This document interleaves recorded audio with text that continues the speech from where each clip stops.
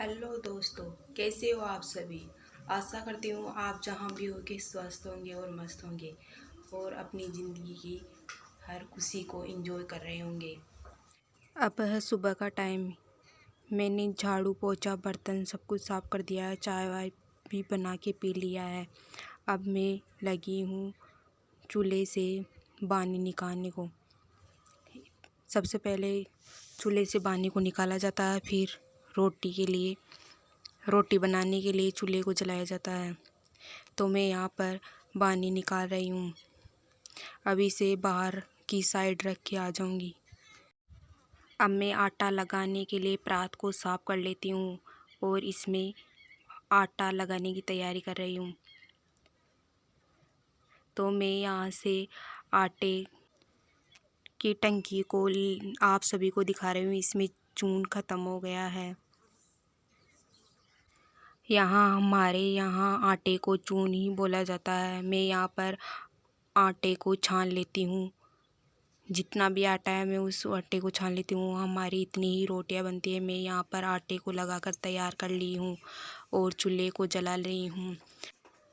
हमारे यहाँ पर चूल्हे पर ही रोटियां बनाई जाती है। गांव में अधिकतर चूल्हे पर ही रोटियां बनाई जाती है। मैं यहाँ चूल्हे पर रोटी बनाना स्टार्ट कर दी हूँ।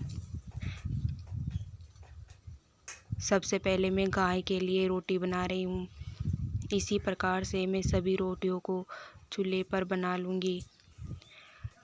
गांव में अधिकतर काम चूल्हे पर ही किया जाता है।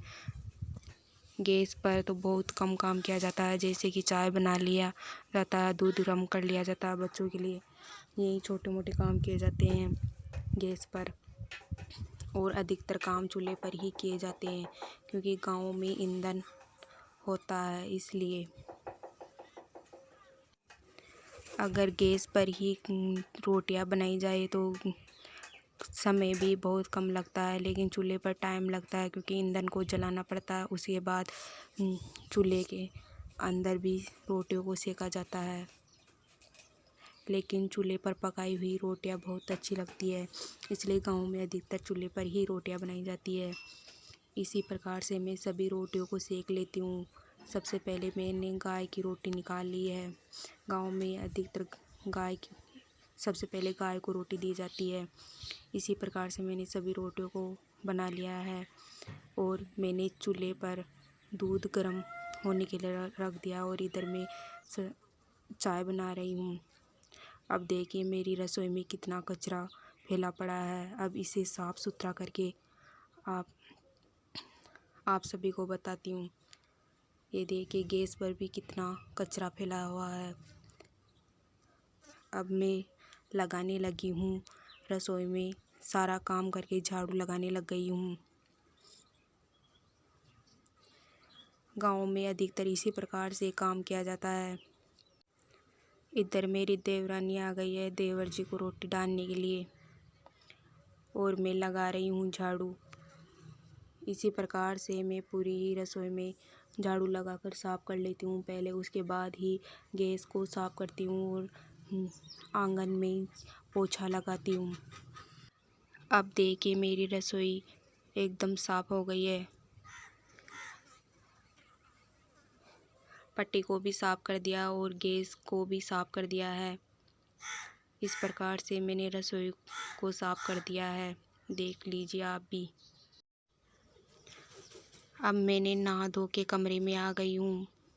यहाँ पर मैं लगी हूँ अपने बालों को सुलझाने में।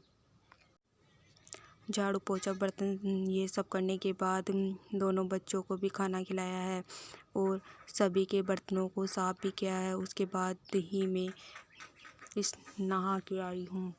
नहाने के बाद ही खाना खा लिया है और कभी कभी मैं नहाने से पहले भी खा लेती हूँ।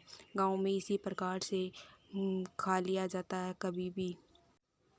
दोनों बच्चों को खाना खिलाने के बाद उन्हें नहलाया धुलाया भी है और उन्हें सुला दिया है। अब दोपहर का लगभग 1-1:30 बज गया होगा ये सब काम करते करते। अब जाके थोड़ा बहुत फ्री हुई हूँ। फिर इसी फ्री टाइम में मैं अपने बालों को सुलझा लेती हूँ और थोड़ा बहुत जो भी होता है लगाने को, जैसे सिंदूर, बिंदी, यही सब लगा के मैं रेडी हो जाती हूँ। दोनों बच्चों में से एक भी बच्चा उठ जाता है और उसकी शैतानियाँ फिर से स्टार्ट हो जाती है।